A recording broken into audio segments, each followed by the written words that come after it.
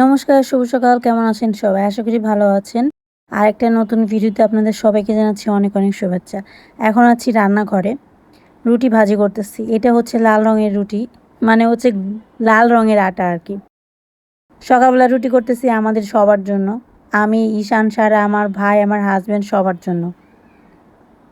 রুটিটা করার একটা গুরুত্বপূর্ণ কারণ আছে। সেটা হচ্ছে যে আমার ভাই সকাল ৮টার দিকে যাবে, বাসা থেকে আসবে হচ্ছে রাত 11:30টায়। দুপুরবেলা আর বাসায় আসবে না।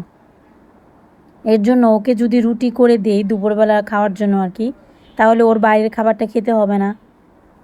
এর জন্য রুটিটা সকালবেলায় করা আর কি। ওকে দিয়ে দিব, সাথে হচ্ছে আমরাও খাবো। তো এখানে হচ্ছে সকালবেলা আলু ভাজি করছি ডিম দিয়ে মিক্সড করে, যাতে রুটির সাথে দিতে পারি। আর ওকে হচ্ছে পান্তা ভাত খাইয়ে দেবো। মানে যাবে হচ্ছে পান্তা ভাত খেয়ে, আর নিয়ে যাবে হচ্ছে রুটি। এ হচ্ছে আমার ভাইয়ের লাঞ্চ আর কি। সবগুলা রুটি বানাইতে পারি নাই, অল্প কয়েকটা বানায়, মানে সকালবেলা হচ্ছে ঈশানা সারার জন্য আগে করি, আর হচ্ছে আমার ভাইয়ের জন্য আগে করি। ওদেরকে টিফিন রেডি করার পর, ওদেরকে খাইয়ে দেয় স্কুলে পাঠানোর পর হচ্ছে আমি আমাদের খাবারটা বানাই, মানে আমি এবং আমার হাজব্যান্ডের খাবারটা। কারণ সকালবেলা অনেক বেশি চাপ থাকে, তখন দেখা যায় সবগুলো রুটি বেলে ভাজতে গেলে অনেকটাই সময় নেবে। এর জন্য সবগুলো রুটি ভাজি না, প্রথমে হচ্ছে ওদের সবারটা আগে করে তারপর হচ্ছে আমাদেরটা পরে করি। সত্যি সকালটা অনেক বেশি চাপে কাটে। প্রতিদিনই চিন্তা করি রাতের বেলা সবজি কেটে রাখবো, কিন্তু রাত হলে আর করতে ইচ্ছা করে না। তখন মনে যায় যে না, দরকার নেই, সকালবেলা না হয় একটু বেশি কষ্ট করব। আবার যখন সকাল হয় তখন মনে হয় ইস, কেন যে রাতে একটু কাজে গিয়ে রাখলাম না, তাহলে তো একটু সুবিধা হতো।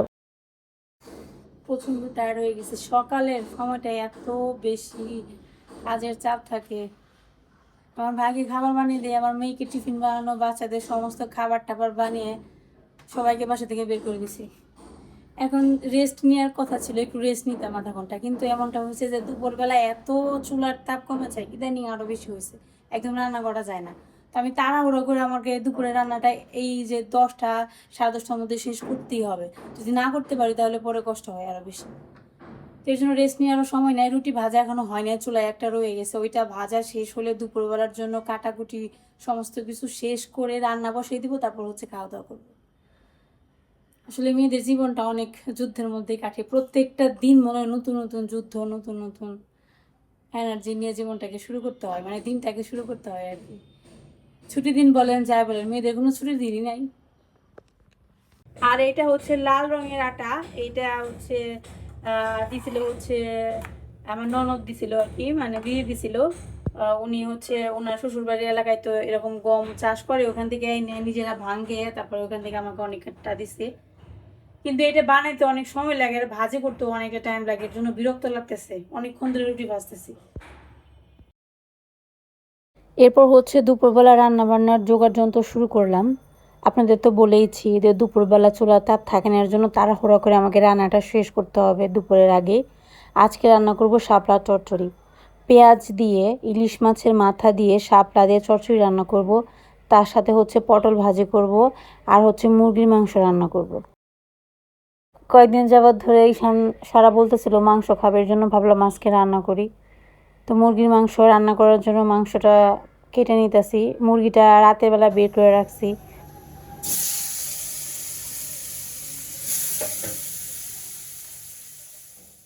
এদিকে হচ্ছে রান্না বান্না শুরু করলাম। মাছের মাথা দিয়ে রান্না করবো আজকে, ইলিশ মাছের মাথা দিয়ে শাপলা দিয়ে চচ্চড়ি রান্না করব। খুবই ইজি একটা রান্না। এখানে হচ্ছে রাঁধুনি ফোড়ন দিছি, মাছের মাথা আর হচ্ছে মাছের লেজ, এটাকে ছোটো ছোটো করে টুকরো করে কাটছি। তারপর হচ্ছে একটু আলু দিছি, কেন বলেন তো, আজকে শাপলাটা পরিমাণে একটু কম আছে, এর জন্য একটু আলু মিক্সড করে দিতেছি। তো আপনারা চাইলে অন্য সবজি ব্যবহার করতে পারেন, যেমন বেগুন দেওয়া যায়। শাপলা সবজিটা অনেকে হয়তো খায় না, কিন্তু খেতে অনেক মজা, খাইলে বুঝতে পারবেন, যারা খায় তারা জানে। আলুটা যেহেতু একটু শক্ত, এর জন্য আলুটা প্রথমে ভেজে এর মধ্যে এখন শাপলাটা দিয়ে দিলাম। আর এখন হচ্ছে মাংস ম্যারিনেট করতেছি। আজকে মাংসটা একটু অন্যরকম করে রান্না করব। আপনারা হয়তো মাংসটা দেখে ভাবতেছেন যে দেখতে এমন লাগতেছে কেন, এটা হচ্ছে সেদ্ধ করে নিছি। তো একটা ভিডিও দেখছিলাম গতকালকে যে ফার্মের মুরগি সেদ্ধ করে রান্না করলে নাকি একটা গন্ধ থাকে, ওই গন্ধটা থাকে না, খাইতে নাকি ভালো লাগে। তাই আজকে ভাবলাম যে রান্না করে দেখি তো আসলে ওই খাইতে ভালো লাগে কি না। এর জন্য প্রথমে একটু লবণ আর জল দিয়ে সেদ্ধ করে নিয়েছি, তারপর মশলা দিয়ে ম্যারিনেট করলাম। এখানে নর্মাল যে মশলা দিই সবসময় সেগুলাই দিলাম। পেঁয়াজ, রসুন, আদা, জিরে, ধনিয়া, সরিষার তেল, হলুদ মরিচের গুঁড়া, পরিমাণ মতো লবণ, কাঁচামরিচ বাটা দিয়েছি। তারপর হচ্ছে এখানে পেঁয়াজ কুচি আলুটাকে সুন্দর করে একটু ভেজে নেব। মাংস আসলে যেভাবে রান্না করেন টেস্ট তো ভালো আসে, তবে আমার কাছে এই যে ফার্মের মুরগিটা খেতে একদম ভাল লাগে না। এটা হয়তো আপনাদের কাছে মনে হতে পারে ভাব ভাব না, আসলে আমার ভালো লাগে না, কারণ বেশি নরম তো। আমার আসলে একটু শক্ত টাইপের মুরগি, মনে করেন যে একটু হাড়গুলো শক্ত শক্ত থাকবে, কামড়ে কামড়ে খাবো, স্বাদই আলাদা।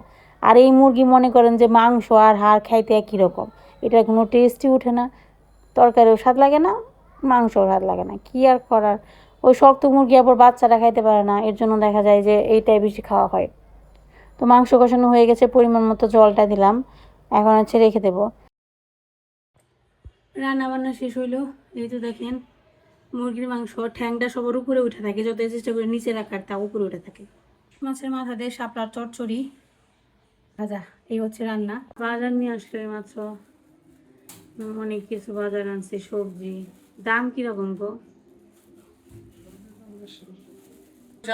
সবজির দাম কমে নেই, বর্ষাকাল গেলে সে কমবো।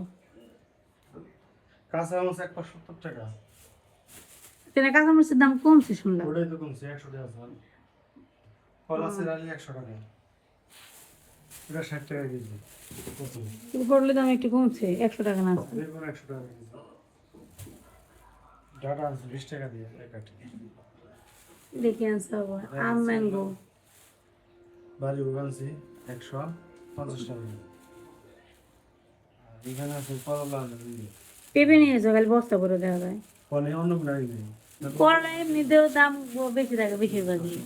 করলাতে অনেক সিজন নাই, এগুলো কোন থেকে জানতে পারবো অনেক জানি। সাইজের অবস্থা কি, ছোট ছোট সাইজের। হ্যাঁ, ধুয়ে দিলে ভালো হইব, ধুয়ে শুকিয়ে রাখুন না বোতলে। এই যে আমাদের সবজি বাজার, কয় টাকা নিয়ে গেছিলে বাজারে? সারা বেতন দিয়েছ? অল্প টিফিনও দিয়েছ নাকি? খারাপ ভালো দেখি করবা, সবজি রান্না করে খাবো, কাঁচা খাবো না। না হলো না আমার থেকে। সবজি মোটামুটি খারাপ না, ভালোই।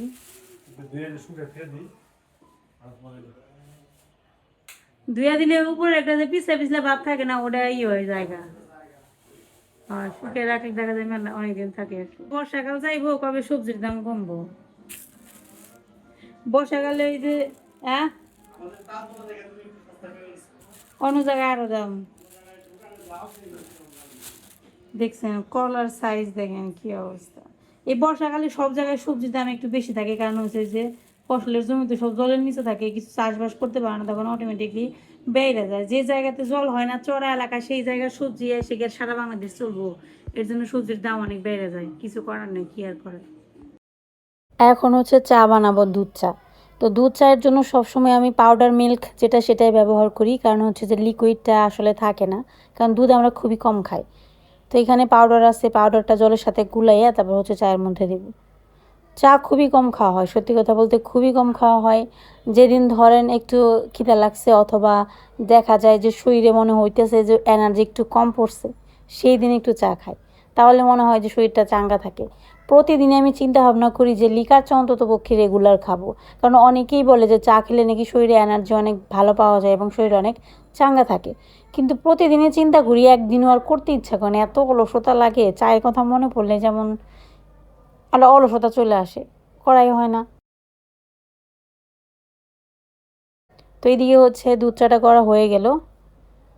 আর দুধ চা করলে হচ্ছে বাচ্চারা একটু খাইতে চায়। আমি অবশ্য বাচ্চাদের ওইরকমভাবে দুধ চা খাওয়াই বা কোনো চাই খাওয়াই না, কারণ আসলে আমরা নিজেরাই চা খাই না, ওদেরকে আর কি চা দেব। খুবই কম খাওয়া হয়, দেখা যায় সপ্তাহে 1 থেকে 2 বার এরকম আর কি। মাঝে মাঝে খাইলে ভালোই লাগে। আবার যেদিনকে একটু ভালো বিস্কিট থাকে না, সেদিনকে খাই, কারণ বিস্কিট দিয়ে খাইতে ভালো লাগে আর কি।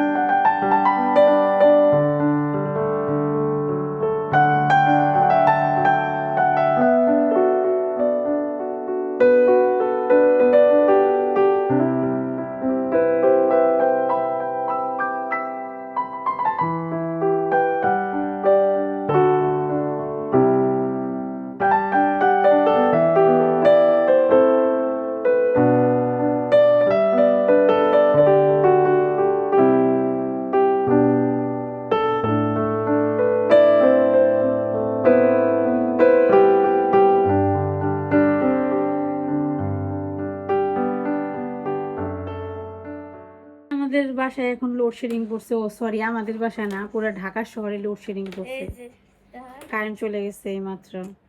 তো কারেন্ট গেলে এদের দুজনের খুব আনন্দ ফুর্তি হয়, কারণ এই যে লাইট নিয়ে নিয়ে এখন সারা বাসা ঘুরে বেড়াইবো। মনে করেন যে কারেন্ট নাই মানে হচ্ছে ওদের কাছে মনে হয় যে একটা উৎসব লাগছে। তো গতকালকে গেছিল, আজকেও গেল, মোটামুটি আজকে 2 দিন ধরে আমরা একটু লোডশেডিং পাইতেছি আর কি, ভালোই লাগে, মজাই লাগতেছে। কেমন লাগে গো ঢাকা শহরে, শহরে বসে গ্রামের একটা ফিল পাইতেছে, তাই না? কারেন্ট গেছে গা, গ্রামে যেরকম আগে এরকম আমরা ছোটবেলায় কারেন্ট গেলে খুব খুশি হতাম ঢাকায়। নাচা নাচা। কম যাইতো, মাসে একদিন হতে যাইতো 1 ঘন্টা নিয়ে। ওই 1 ঘন্টা আমরা হলো আমরা তো করলিতে থাকতাম, সব পোলা মানে বেরিয়ে আমরা টুপলা দিস খেলতাম। টুক পলান্তিস, আমরা একদম পলান টুকু। ওই তো পলান টুকু পলান দিছে। যাই হোক, ঢাকায় কয় টিল স্পিরিট। কি টিল স্পিরিট? এটা ওর কি না? আমরা একদম টিল স্পিরিট খেলি। এই আজকে যে মাংস সিদ্ধ করে রান্না তাতে কোনো ডিফারেন্স পাইছো? মুরগি সিদ্ধ করে রান্না করলাম, স্বাদে কোনো ডিফারেন্স নেই। আছে না, যে মানে ভিডিও দেখতে দেখছিলাম যারা বলছিল নাকি গন্ধ কম আসে, একটু মানে গন্ধটা কম আসে দেখছি। পোল্ট্রি মুরগি যেটা ফার্মি মুরগি একটা গন্ধ আছে না রান্না করলে, ওই গন্ধটা নেই, তাই না? ওইটা কম। এটাই ডিফারেন্স আর কি। রান্না রান্না খারাপ না, এই আবার আরেকটা ঝাল হয় না, এটাই হলো সমস্যা। আর ঝাল বেশি তার জন্য লাগাই। সাথের বাসায় কারেন্ট আছে, দেখছো? দেখছো তো বাসায় কারেন্ট, বড় লোক আর আমরা একদম গরিব। বাবার ঈশানের বাবারে কি কইতাছে, আমার একটু বড় লোক দেও। যাদের বাসায় আইপিএস আছে তাদের বাসায় তো কারেন্ট আছে।